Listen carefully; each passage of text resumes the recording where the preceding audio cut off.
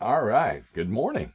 I trust that you're having a wonderful Lord's Day today, and that as it goes on, that it will just get better as you spend time in His presence.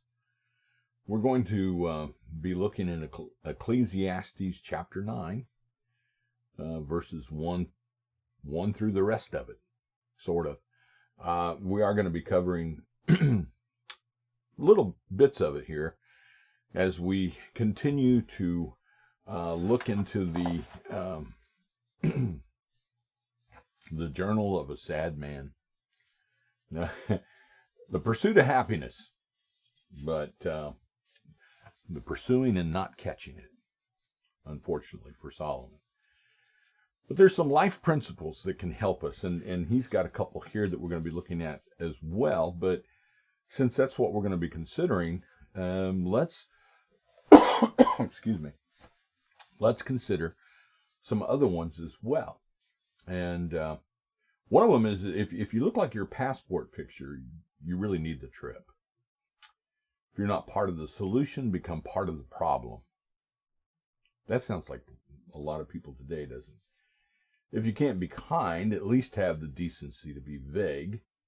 And if you can't beat your computer at chess, try kickboxing. If you think that nobody cares if you're alive, try missing a couple car payments. The trouble with talking too fast is that you may say something that you haven't thought of yet. And that was Ann Landers, but there's a lot of wisdom there. The early bird gets, or the early worm gets eaten by the bird. So sleep late. A man doesn't know what he knows until he knows that he doesn't know. I like that one. Lily Tomlin said, I always wanted to be somebody, but now I realize I should have been more specific. And I'm an old man and have known a great many troubles, and most of them never happened. Mark Twain. Knowledge is knowing a tomato is a fruit, and wisdom is not putting it in a fruit salad. I like that one. Miles Kington. Avoid fruits and nuts. You are what you eat. That's Jim Davis, Garfield fame. And life moves pretty fast. And if you don't stop and look around once in a while, you could miss it. That was John Hughes. And it's almost the perfect segue into what we're dealing with here because, well, Ecclesiastes 9, starting with verse 1, and I know that's kind of small print, but pull your screen close to you if you want. But all this I laid to heart, examining it all, how the righteous and the wise and their deeds are in the hand of God. Whether it's love or hate, man does not know. Both are before him. It's the same for all, since the same event happens to the righteous and to the wicked, to the good and the evil, to the clean and the unclean, to him who sacrifices and him who does not sacrifice. As the good one is, so is the sinner. And he who swears is as he who shuns an oath.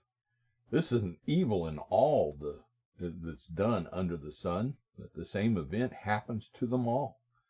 Also, the hearts of the children of man are full of evil, and madness is in their hearts while they live, and after that they go to the dead. But he who is joined with all the living has hope, for a living dog is better than a dead lion. For the living know that they will die, but the dead know nothing. They have no more reward, for the memory of them is forgotten. Their love, their hate, their envy is already perished. Forever they have no more share in all that's done under the sun. So, such an encouraging picture, wouldn't you say? Now, we've already followed Solomon in his pursuit of happiness, and that was last week or a couple weeks ago, but anyway, we saw that the transitional point or the pivot point of the book was in chapter 7. And here in chapter 9, he gives us some of his initial conclusions. I mean, there's a couple more chapters, and he's going to, bring it down to a final climax at the end. But you've heard of the Sadducees, right? I mean, they were one of the groups, big groups. There was like three main ones in Jesus' day. One of them isn't really talked about in Scripture, and that's the Essenes, probably who John associated with somewhat, and different things. But outside of the Essenes, there were the Pharisees, which were the common people, and the Sadducees. And the Sadducees were mostly made up of aristocrats and people with power, the high priests and the priests and those that had that kind of authority. And it was kind of interesting because they supported the Hellenization of Judaism. And so this is one of the reasons why that the Herodians associated with them. I mean, they both had the same goal. They were both after the same thing. And they were opposed to the emphasis of the purity of Judaism that the Pharisees stood for. And so it was a constant battle that was going on all that time. And it's constantly being played out in the background during Jesus' ministry and then also in Paul's. But all that was going on. Now, the thing with the Sadducees is they didn't believe in an afterlife, and they didn't believe in a resurrection. You know, Jesus took them to task about this. They didn't really start until about 150 BC, about the time of the rise of the Maccabees and getting the temple started and cleaned out and restarted, you know, after the Seleucids tried to change everything, to Hellenize again the religion. And they died out when the temple was destroyed. But what's interesting is that they took their name, the Sadducees, from a priest that was alive in David and Solomon's time, Zadok. And I think really that Solomon was their poster boy. You know, it seems like that they got an awful lot of viewpoints from him. The thing is that taking their point of view, if you really apply it to your life, it doesn't leave a lot of room for happiness or optimism. And since Solomon didn't give God first place in his life, all of his results were going to be skewed. And then that resulted in the Sadducees' results being skewed. Excuse me. So, that being the case, I mean, it's back, I think it was late 60s or something. There was a guy that came to our school in Mesa and introduced us to computing. Now, computing in that day was taking those cards and punching them out, and then you stuck it in this machine the size of a freight train, and it made all kinds of racket and stuff, and then certain cards come out, and it gave you answers that way. They called it a computer, but it was way different than what you and I are used to. But what's interesting is that some of the things that applied then still apply today. And one of them was an old adage that they used, and it was G-I-G-O. Garbage in, garbage out. And that's really what we find here in Solomon's life. I mean, he's if you start from the wrong premise, you're going to end up with the wrong conclusion. What was it that Mark Twain said about this? If you're going to read health books, be careful because you could die of a misprint. Garbage in, garbage out. So, since God wasn't the architect of Solomon's life, he didn't find the joy that he was looking for. Did he find any joy? Oh, I'm sure he did, you know. But the thing is the joy that he found, it wasn't lasting. But at the same time, the consequences that came from it were, you know. And this can be a problem, you know. Now, James chapter 4, verse 14 and 15 says, if you don't know what will happen tomorrow, what is life? You're a mist that's seen for a moment and then disappears. Instead, you should say, if the Lord wants us to, We will live and carry out our plan. And you know, he was getting after some of the businessmen that were saying, we're going to go to a certain town and we're going to be there a year and we're going to make lots of money and, you know, and all that kind of stuff. It's not saying that if we want to be happy, that we have to tack, if the Lord wills, on everything that we say or everything that we plan, kind of like a magic charm.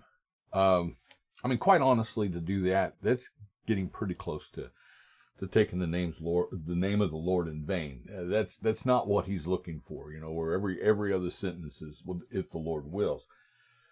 But it's talking about the attitude of the heart that makes God the architect of our life, that allows him to be the director in everything. It's not that we say, okay, Lord, here's what I'm going to do, and I want you to rubber stamp it. It's, Lord, I want your guidance. I want your direction. I'm in your hands, and I want you to lead me and to guide me. And this is something that Solomon, in all of his intelligence and wisdom, missed. He did, because later in life, you know, when he's doing all these things that he shouldn't be doing and God comes and confronts him about it, he doesn't change, you know. And if he was really following the Lord, he would have, you know. That was the way his dad was. That's why he was a man after God's own heart, because anytime that God spoke to him, he got in line. And that's, you know, that's what we've got to be. That's what we've got to do. So in all of his searching and all of his cynicism and his fear, because honestly, I think there is some of that going on as well, he does give us some major principles to live by. They're better than some of the principles that I read to you, know, like if you're not part of the solution, be part of the problem. But again, they're coming from a skewed point of view to a certain extent. But if in verses 7 through 10, you know, he says, go ahead and eat your food and be happy, drink your wine and be cheerful. It's all right with God. Always look happy and cheerful. Enjoy life with the one you love, as long as you live a useless life that God's given you in this world. Enjoy every useless day of it, because that's all you're going to get for all your trouble. Work hard at whatever you do, because there's no action, no thought, no knowledge, no wisdom in the world of the dead. And that is where you're going. Kind of reminds me of a story that my dad used to tell. He was working at a place called Barks Bottling Company, and he was in the back and taking a little break. And these two guys walked up to him, and the first one told my dad, "The Lord has told me that you're going to give us $10. Dad said, "I don't even have $10. The guy said, "No, the Lord said that you will give us $10. And the other guy that was with him was a little smaller, and he was just kind of bopping around. And, yep, the Lord said. And Dad said, "I don't have that kind of money with me." And the guy says, "Well, the Lord also said, if you don't give us $10, he's going to strike you down right here in this spot." And the little guy said, "I hope he do. I hope he do." And that's sort of the way that this comes across, because, you know, you got work hard at whatever you do, because there's no action, no thought, no knowledge, no wisdom in the world of the dead. And that's where you're going. I hope he do, you know. But the basis behind this is enjoy life while you can, you know. And then also in verses 11 and 12, I realized another thing, that in this world, fast runners do not always win the races, and the brave do not always win the battles. The wise do not always earn a living, and intelligent people do not always get rich, and capable people do not always rise to high positions, and bad luck happens to everyone. And you never know when your time is coming, and et cetera, et cetera, et cetera. He was kind of a grouch. But what he's saying is that you can't be in control of everything. You know what? He's right. He is right on that. We can't. But the big problem in all of this is that this is the highest philosophy that a Sadducee can attain to. When you listen, he mentions God, but you notice that he really doesn't seem to have a whole lot of faith in God. It's just kind of like he's going to allow things to come that are bad. I mean, he's almost got a jaundiced view of God, not only life, but of God. And he doesn't believe in anything beyond the grave, so that's that. And like I said, you can hear the fear in his writing. If we go back to verse 4 through 6, I mean, still anyone selected out for life has hope. For as they say, a living dog is better than a dead lion. The living at least know something, even if it is only that they're going to die. But the dead know nothing and get nothing. They're a minus that no one remembers. Their loves, their hates, yes, even their dreams are long gone. There's not a trace of them left in the affairs of this earth. And you can kind of see Solomon staring death in the face and not liking what he sees, because all the stuff that he's accomplished. I mean, another place he talks about the fact that he's going to leave it for someone else, and that person's a fool. And just the whole picture that we have here. And the problem is that when we don't have the true secret of happiness, this is exactly how life is going to seem. I mean, just think. If Solomon had fully trusted in the Lord and had fully served him as David did, at least to a greater extent, would we be reading Ecclesiastes? I don't think so.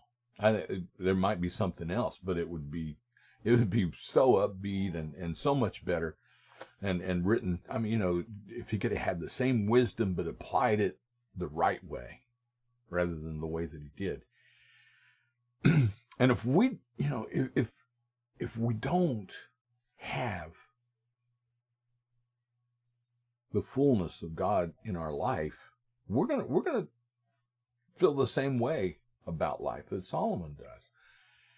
I mean, even with serving the Lord, life gets by quickly. Every once in a while, I get kind of surprised when I look in the mirror and it's like, man, look at all this, this gray and stuff. It's like, there's an old man looking out the mirror at me. And, I mean, it's just the way that it is. Life goes by, and it goes by quickly. But the difference is that at least I know that my life hasn't been pointless. It hasn't been under my control entirely. Romans 8:28. We know that God causes everything to work together for good of those that love God and are called according to his purpose for them. Notice that last part of that verse, and are called according to his purpose for them. Everyone that God calls, the whole world, God has a purpose for them. A lot of people don't allow him to work out his purpose in their life, but if we do, then we find all things work together for good. Now, of course, we're not teaching that those that serve God will never face troubles, because that's living with their head in the sand. It just doesn't happen that way. It never has. I mean, Paul was a great servant of God and had troubles everywhere he went. And it's just going to be that way. I mean, every choice that we make has consequences. Some are good, some are bad. Some would say, well, there's the old saying that says that no good deed goes unpunished. But honestly, if we allow God to be the architect of our life, and if we're allowing him to lead and guide, he's going to help us to avoid many of the bad consequences. Now, are we going to avoid all the bad consequences? No, because we're not the ones making all the decisions. Being a social system and being around people means that other people make decisions as well. And sometimes the consequences that come their way also come our way. I mean, that's part of life, and it's because of the fallen world that we live in. But if we're following God, He'll help us to avoid a lot of the stuff that we would fall into otherwise. And honestly, if we take Solomon's approach, his philosophy of life, and if we look at it and deal with it from a godly and a practical point of view, and unfortunately, people don't always put those together, but they should. If it's, godly should be practical, and practical should be godly, but they don't always meet. But if we do, we'll end up with something more like this. First of all, we noticed he said, enjoy life while you can. That was verses 7 through 10. And, he goes through this whole list of things that we are to enjoy while we can. But we could also put it this way: live life to the fullest by being a good shepherd of all of its opportunities, all of life's opportunities. And again, that's dealing with the passage of scripture that I just flashed up on the screen, verses 7 through 10. I mean, even as Christians, we don't know all of God's will and His ways. I mean, He's told us that we can't, that we're not capable of it. We don't live on that plane. His thoughts are above our thoughts. The Old Testament tells us this in a lot of places. But even though that's the case, we can understand some things, and we need to take advantage of all the things that we understand. We're supposed to be wise as serpents, harmless as doves, according to Jesus. And we're to make the most of what we understand, of what we enjoy. And this is what verse 10 is actually talking about here. Work hard at whatever you do, because there'll be no action, no thought, no knowledge, no wisdom in the world of the dead. And that's where you're going. That last part of that always cracks me up, because he's just an old man saying, get off my lawn. But we'll get to that more here in a little bit. But the whole picture here, Nehemiah, let me go there, because that's another one that deals with this. Nehemiah 8:10. Then he told them, go and eat rich foods, drink sweet drinks, send portions to those that can't provide for themselves. Today is a holy day for the Lord. Don't be sad, because the joy that you have in the Lord is your strength. And it is in every aspect. The King James, the joy of the Lord is your strength. I mean, almost the same there in that translation. But we're told here in Ecclesiastes some of the ways that we can do this. And basically it boils down to just enjoy the simple pleasures. Sometimes we get to the point that we're so sophisticated that we have to have super sophisticated ways of enjoying life. And I remember when my grandma and grandpa Myers lived out on the old farm down there in Berry County. And of an evening, one of the things, and I'm from the city, and we didn't do this, but they would take their glasses and fill it up with ice and water, and take their lawn chairs and go out and sit in the lawn and drink their ice water and watch the lightning bugs go by. Now, you can't get much simpler than that. But you know what?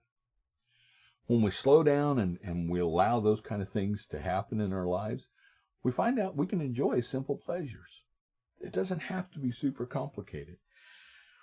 He said, take advantage of the food and fun. This is one of the things that when opportunities come to celebrate, participate. Some people feel like, well, it's not godly to celebrate. It's not godly to have fun. Yes, it is. And that's enough said. When joy comes your way, and that's what the oil in the head in King James talks about. They kind of changed it in that translation. But when joy comes, revel in it. Just own it. And enjoy your spouse. I like that. Now, the rabbis taught that a man's wife was his reward in life. My answer to that is, yeah, I can see that. I can see that, honestly. I mean, we have the old song, the Bill Gaither song, I'm so glad I'm a part of the family of God, and it talks about being joint heirs with Jesus. And my wife is a joint heir with Jesus and a fellow heir of mine. And she's a sister in the Lord. And those things are nice. I mean, it makes the relationship even that much better. But she's my best friend. That's vital. That's important. And she's just lots of fun. And so you take all those things and you put it together. Now it starts with having the relationship with the Lord, because that's what helps our relationship to be what it is. But with doing that and starting with the Lord and then working out from there, we have a perfect relationship. And she's the reward of my life. And as Solomon says, enjoy your spouse, And as God's children, we know God wants us to be happy. That's the way he prefaces the Ten Commandments. This is for your good. It's something to make you happy. So we know that. We also know, as his children, that we're to practice moderation. Omar Lee, one of our preachers years ago, used to say that the fruit of the Spirit is self-control, and that's good, and it helps us. And we have to practice moderation even in our moderation. It should cover every aspect of our life. Now, the second is that we have to accept that our control is limited. He says you can't be in control of everything. The answer to that is, that's right. And we have to accept that, In verse 11, I saw something else under the sun. The race wasn't won by the fast runners, the battle by the heroes. Wise people don't necessarily have food. Intelligent people don't necessarily have riches, and skilled people don't necessarily receive special treatment. Time, unpredictable events overtake them all. And that's a good translation, but the last part of verse 11, quite honestly, should read more like this, and that is that bad luck happens to everyone. And yes, it do. But with the Lord being in control in our lives, we're allowing him to lead us and guide us, even when bad things happen, when chance sends things our way, we know that the Lord is able to take all those things and make good from it. And this is what Solomon was missing, because you can sense this frustration in him as he's looking at this and looking at the bad fortune and how that the good people don't win and the fast people don't win and the wise people don't win and all the people that he thought should win didn't win, because of whatever the circumstance is. And he reminds me of this guy. It's reminded me of a story, and it was about an old guy, and his grandkids had come over, and he had enjoyed about all he could stand of them. So he told them, okay, you guys go out there and play, and just, I'm going to go in the study and just leave me alone. And so he did. He went in his study, closed the door, laid down on his leather couch, and went to sleep. Get him a good nap, maybe feel better after a while.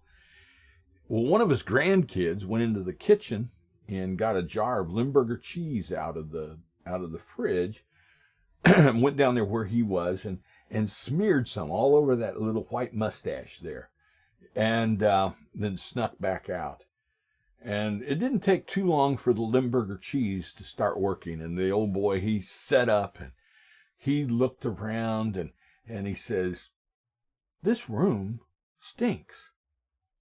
And so he got up and he went out into the hall, and he's standing there and he's looking around and he says, "Man, this hall stinks." And so he goes on down to where the foyer was, and he's standing there, and he's looking around and just so confused because, man, this area stinks. So then he goes out on the porch takes a nice big breath as he's looking around, and he says, "The whole world stinks." And quite honestly, that's where Solomon was.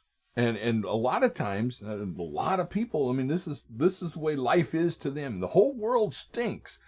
But it's because that they started from the wrong perspective, and they started from the wrong place, and they didn't let God have first place in their lives. And Solomon isn't really wrong here. It's just that he's only half right. Okay? The Swift really do win most of the races against the slowpokes. I know because I'm a slowpoke, but they don't win every race. Sometimes things happen and we get one, Life isn't always fair, and there aren't always consolation prizes. And you don't know when a monkey wrench is going to fall into the gears, and just shut everything down. And when the monkey wrench falls into our life, into the word, that's when fears kick in. Especially if we don't have God as the architect of our life. If we're not really allowing him to be the leader and guide. If we're doing the leading and at best let him rubber stamp our decisions. When these kind of things happen, then we're in trouble. We don't know what direction to go. We don't know what to do. And when problems come, we can calm our fears by going to the Lord, or we're going to start thinking in reactionary terms, and a lot of times that leads to unreasonable thoughts, and we lose our bearings completely, and we end up in the land of the unreasonable, where if we're allowing the Lord to lead us and guide us, we can gain our bearings and, kind of not let our emotions carry us away. I mean, it all boils down to this. There's forces in life that we, in our human abilities and finesse, that we can control. We can deal with them. And if we're wise, we'll know which ones we can, and we'll learn how to deal with them and how to control them. But there are some elements in life that are way beyond our control. There's some elements in life that only God can deal with. And we have a responsibility, and it's this. We have to learn which things are in our hands and which things are in God's hands. Learn how to manage the stuff that we can manage, and learn how to put the stuff that we can't into God's hands. The one guy come up with this prayer. It was, God grant me the wisdom to do something, and then at the end of it, and the ability to know the difference. Well, that's what this is all about. And I know that was a bad quote of that. Look it up. I didn't. So remember James 4. Our lives are just a vapor, and we need to allow God to lead and to guide. Well, that's the same thing that 1 Peter chapter 5 and verses 6 and 7 says. Humble yourselves, therefore, under the mighty hand of God, so that all the proper time that he may exalt you, casting all your anxieties on him, because he cares for you. Now, one translation that I read years ago said, because he meddles in your affairs. And I liked that idea. But remember the key verse to Ecclesiastes. It's not in Ecclesiastes. It's John 10:10. The last part of this. I have come in order that you might have life in all its fullness. When we fully surrender to God, when he is the one that is truly leading, and we are filled with the full, abundant life that's found in Jesus Christ, that's when we'll find the happiness that we're pursuing, that we're seeking, that we want. But it's the only place that we'll find it. Everything else is fleeting, it's vanity, it's worthless. But what we find in God will last. Well, I trust that you'll have a wonderful day. You take care, and we'll see you down the road. Thanks for being here.